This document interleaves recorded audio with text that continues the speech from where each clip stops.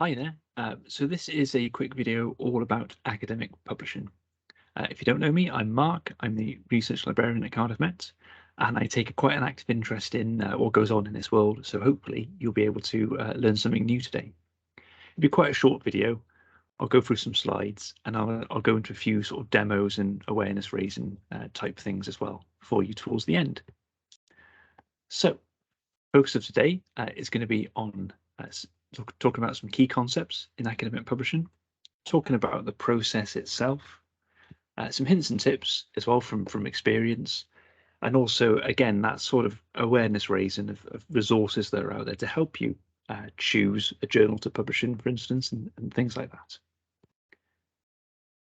So I'm going to focus today on publishing in academic journals in particular, mainly because it's a slightly easier one to talk about, but also it's an easier one to talk about from the perspective of a librarian in that sense as well. So why bother? So why bother with publishing? Well, one of the things it does really is it builds on the work you've already done as a postgraduate researcher, as a doctoral student in that way. You may want to publish from your thesis, for instance. That's often what happens with these sort of things.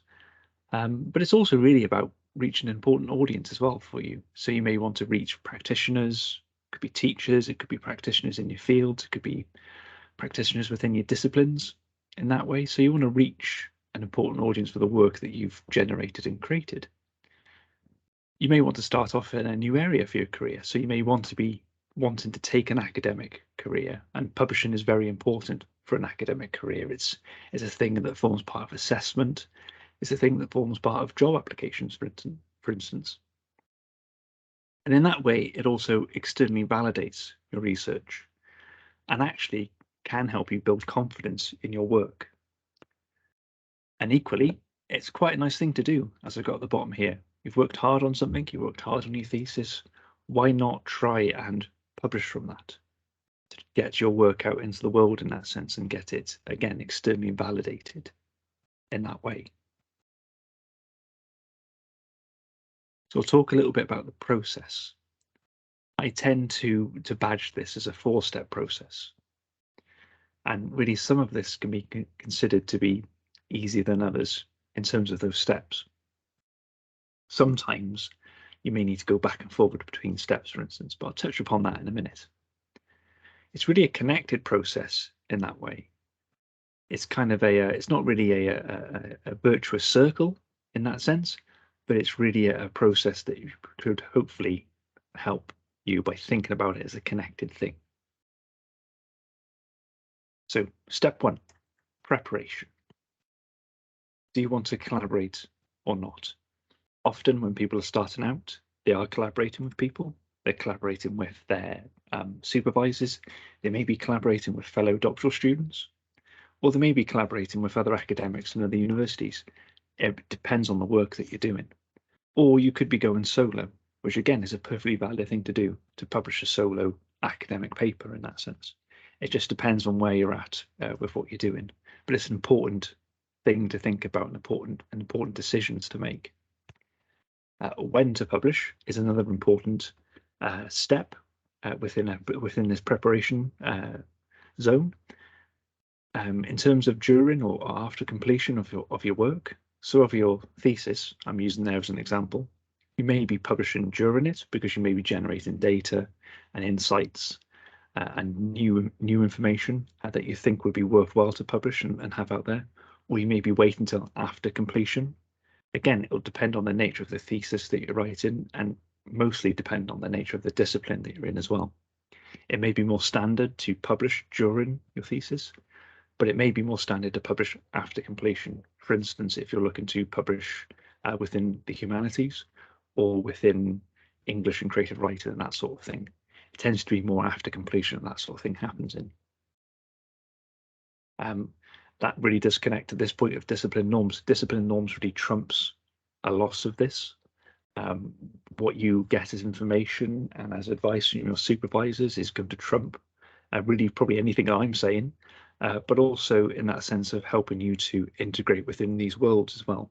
It's important that you understand that. It's important that you fit in to that. And timelines and necessity is also quite important to this as well.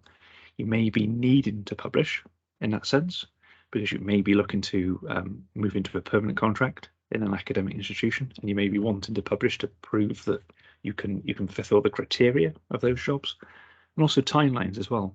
There may be a time issue within the work that you're wanting to publish. You may be looking to publish it quite quickly because you want to get that information out there, and you want to make sure that you're not gazumped in that way in terms of the new information, the new research, the new data that you've generated in your work. So it's very important that these things are considered in terms of the preparation to publish. Choice. Choice is the next step in that sense of this kind of academic publishing process. It's really a blessing and potentially really a bit of a curse as well, in that sense of there's lots and lots of choice that's out there to publish, but it also means that it is a bit of a curse because there's too much choice in that sense. You can use certain metrics to kind of guide you through the choice in that sense. But what I would say about using these sort of things is use them responsibly. And that's something that I'll touch upon in a future video. But also it's a thing that I do run as a training program to kind of introduce these metrics to people and really kind of teach them how they can use them responsibly and how they can use them well in that sense. So it's not just a kind of a blank metric that they don't necessarily understand. It's a metric they can use for their benefit as well. The biggest thing of choice will be mostly recommendations from your peers and your supervisors, because that's going to be a very, very important thing. And also, you probably have used journals quite a lot within your own writing that process, within your own literature reviews, perhaps within your own systematic reviews as well, in terms of the work that you've been generating. So you're going to hopefully know the sort of places and where you want to go with your work. And you can also decide within this whether to publish open access or publish hybridly, in the sense of publish open access in a subscription-based journal. And again, this is the sort of advice and help that a person like myself can provide you as well. And there's an important point around choice. Often there can be other, perhaps what might be considered to be predatory or unscrupulous venues for publishing that like to encourage researchers and academics to publish with them. And perhaps the process that they go through is not as rigorous as others. There's tools out there such as Think, Check, Submit, which can help you avoid these unscrupulous actors within the field. And I'll point this out a little bit later with one of my going through one of my demos to show you how that works and exactly what that is. Now, step three. Step three is about submitting. So submitting your work to a journal. You can really think about it as a mini process of turning your work into a manuscript. And that means you've got to follow a few things. So each journal will have a submission guidelines that will make, hopefully, very clear on their website. So this will be things like areas that the journal covers, their star requirements, the number of words that they like submitted within a manuscript, things like page length perhaps, and whether they want submission of additional materials such as data within their own submission requirements. I would say I've underlined it, so always follow the aims and scope of the journal, because you don't want to be just simply desk rejected, as it's called, in that sense that if you're submitting something to a place that doesn't suit the work, then they instantly will just reject it and it won't even be read. So you may as well focus your efforts on the aims and the scopes of the journal and following the submission guidelines, just to make sure that you're not putting in wasted effort to the work that you're creating. And again, using the Think, Check, Submit can help you avoid the vanity publishers and the unscrupulous actors within this area. And also a point I like to point out here, which is use or get access to an ORCID ID. Now, an ORCID ID is a way to identify and verify yourself within the academic world, but also it can be used by publishers to authenticate and verify you very, very quickly. And that means that you can do a lot of things, but one of the things is they can differentiate you between another person. And also you can use it as almost like an online CV as well for your work, which is quite nice. And again, I run sessions on these sort of things, and there will be videos and things like that to kind of update you on what's happening in these areas. So let's move on to the fourth step.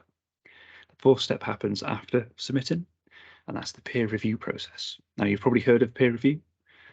You probably know it's a badge of quality that the academic community at large and the publishers use as well to authenticate the work that they publish and the work that people produce. It should always be, or is considered to be, a blinded review process.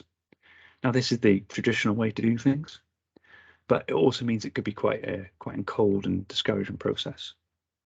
In that sense of your work can be rejected and fed back on without really kind of any comeback from yourself or any kind of feeling, in that sense of you may know the meme that's within the academic community of reviewer 2, reviewer 1 and reviewer 3, depending on how many reviewers there are to a peer review process, and each reviewer saying various different things about your work.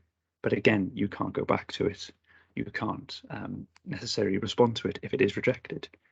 If you can respond to it, it does mean that your article is processing through, because it could mean then that you have to make small changes, for instance, or you have to maybe include a few more references to a few different more articles or sources, which again is quite a perhaps cold process, but it's slightly more encouraging in the sense that you know that your work's progressing through.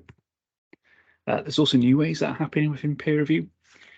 So one of those ways is to make it a more open and transparent process to encourage a more diverse set of papers being published, in the sense that making peer review a bit more transparent to people and a bit more less hidden, to ensure that people are more encouraged to submit their work in a sense. And again, what sort of peer review process they use is always included within the journal information, so you would know this sort of information before submitting. The thing about peer review is it's still an unpaid labour for academics and for researchers, and is still actually largely unrecognised within academic careers. Academic careers may be recognised by where you've published or which editorial board of a journal you may sit on, but it doesn't necessarily recognise if people actually go through the effort of doing peer review. So it's something that a lot of people want to see recognised a lot more, as they should, because it's unpaid labour of academics around the world. And almost the entire academic publishing industry relies upon peer review in whatever format it takes. And again, as I said, this is an unpaid aspect to academic work, and it's something that perhaps to reflect upon as you enter an academic career, if that's where you want to go. So after peer review comes acceptance and hopefully being published. So acceptance to a publication usually happens after at least one round of reviewer comments and author changes. So you, for example, may need to go back to stage 3 and equally take on board what you've been asked to change. And what I mean by that is stage 3 within the process. So perhaps you need to add more information, add more references, and again respond to what's sort of been talked about with your work. And then you can sign publication agreements and transfer your copyright, which is another sort of factor of the academic publishing industry. Transferring copyright is very important as part of that process because publishers wish to control that element. Or if you're using open access options, you actually retain your copyright. And again, these are things that you can talk to somebody like me about a little bit more if you're interested in the future. But also, importantly, really, around this is celebrating as much as possible, because it can be quite a long process. It can take months to be accepted. Could potentially take longer than that, depending on the discipline, depending on the journal. So really the point is to celebrate an achievement, because it is an achievement and it is an important thing to be able to do. And it's also important to remember that you, as an author or authors, should have control over what is termed the accepted manuscript within a process. And this is something where you can post upon things like ResearchGate, repositories like Figshare at Cardiff Met, and just generally, this is a version that you can actually share in a legal way in that sense. So it can be a version that you've got full control over. You can, alongside publication, you may want to start to think also about generating impact from the work. So the reach and engagement of what you do. So that's reaching out to your different audiences, and that's reaching out to practitioners potentially, and that's reaching out to whoever you think could be engaged within the work that you've done, which I actually a lot of people do say is the most important part, and it's actually the funnest part of the process, in that sense of what can I do now that this work's published. So here are some publishware resources that I've put together. I will go through all of these one by one for you, and alongside this video there'll be a PDF that you can download, and you can take a look at these as direct links as well. So hopefully you can go through, and hopefully you'll find that quite useful. So I'll just come up my slides now and take you through a couple of things that are hopefully quite useful. So first thing I'm going to do actually is mention a journal and mention some of these submission guidelines that I mentioned earlier as part of the process. So a lot of journals make it very, very easy to find this. This one is particularly good because you can look at it straight away. They want you to publish with them because they've highlighted publish with us at the top left, which is lovely because you can see that straight away. So submit an article. They have various different ways to do it, but it's mostly through things like portals. Like here, this would take you to a submission site where you would upload details about what you're submitting, upload the actual article itself, that sort of thing. Got various policies and what they can actually help you with here. But the thing I'm going to focus on is this instructions for authors here, mostly because I know this is very, very good about how they actually outline what happens. So what this does is it tells you everything here, and this is nicely designed as a website too, because these are all clickable links. So it's telling you about the journal. It's telling you how to link through to the aims and the scope of the journal. So if you remember, I mentioned make sure you read this sort of thing because that actually tells you what they do. So here it's telling us that applied sports sciences, things like biomechanics, psychology and nutrition, and any sort of sports and exercise medicine and health, that sort of thing. So this covers quite a broad range of topics. So that's quite nice. But also it's actually telling you if you would be submitting anything outside of these kind of slightly quite broad scholarships, you're going to get rejected straight away. So it's a good chance to take a look at that and really, really focus in what you're submitting. I'm just going to go through this quite quickly. It mentions things around open access as well, which I mentioned earlier. Again, that's quite nice because it gives you a nice overview of what that is and what they do about open access with this journal. And then it's giving you a few things around what they do for their peer review and their ethical process as well, which again is very, very decent. And it's very, very clear guidance as well. And it's also, if I'm just finding the right bit, here we go.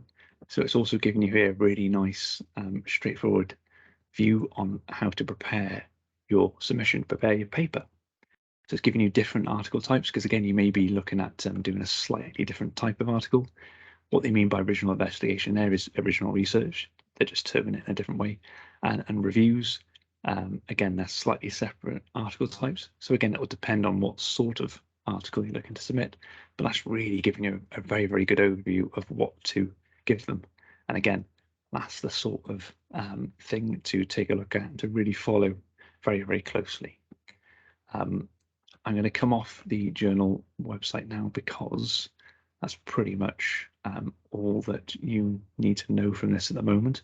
But again, as I said, taking a good look at these sort of pages and really taking a good in-depth look is always worthwhile before you submit to somewhere.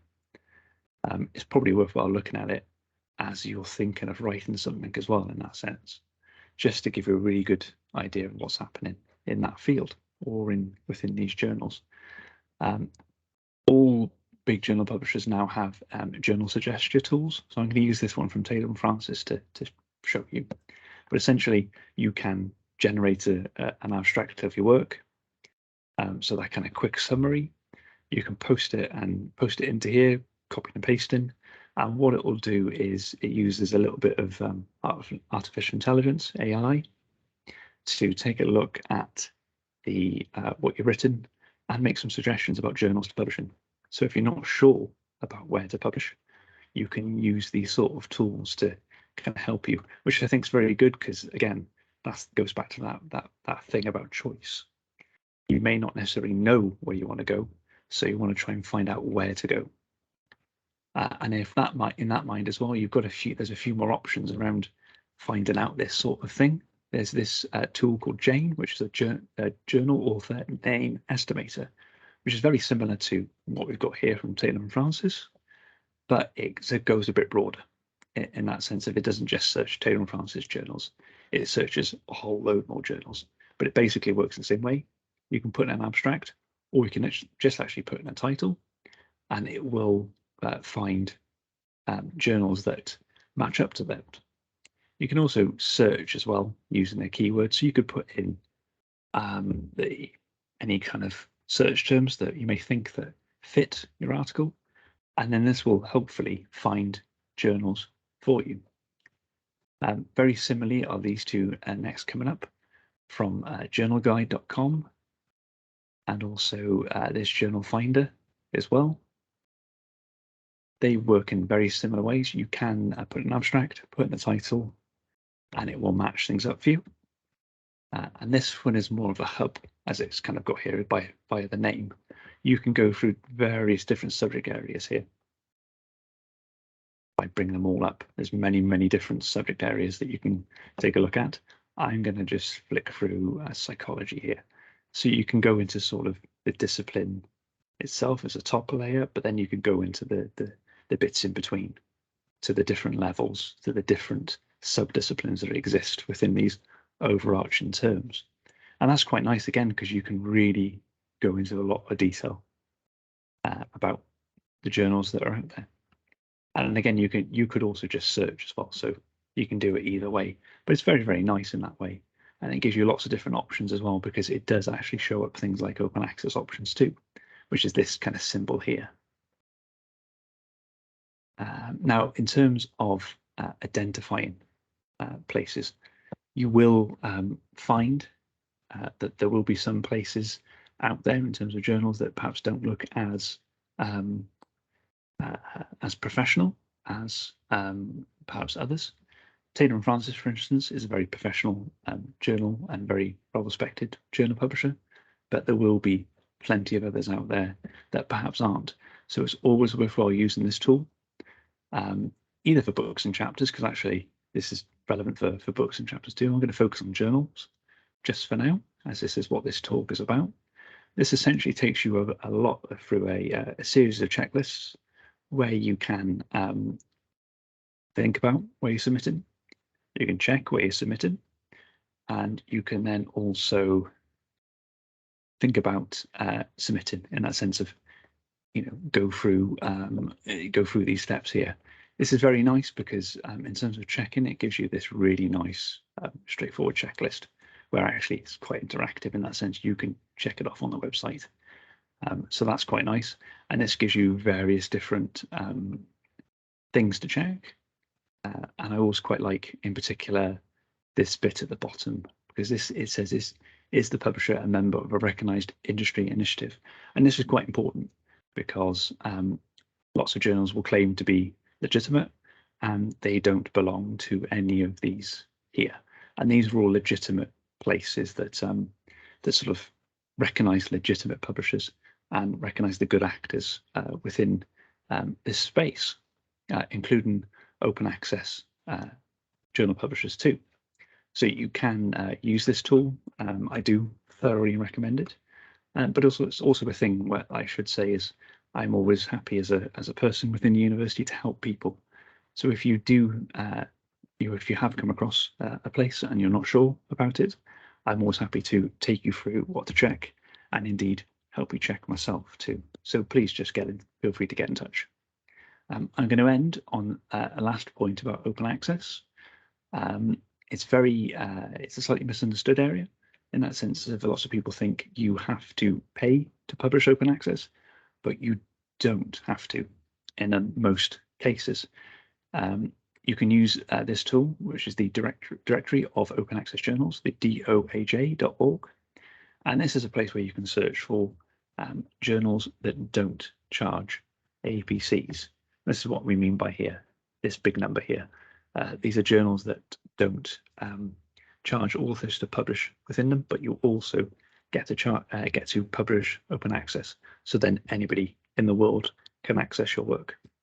I won't go into details about how it works because it is just a search box, but it's always worthwhile using this sort of tool. It is recommended here within the check part, think, check, submit, but it's always worthwhile knowing about it as well as a place to go. That is everything from me. So I'm going to put my contact details back up on the screen. So there we go. Thank you very much for listening. If you got all the way to the end, this will be shared as a PDF as well, so you can take a look at the links. And please do feel free to get in touch via email or via Teams as well. I'm always happy to help and chat through any options when it comes to this area. Thank you very much and have a good day. Bye now.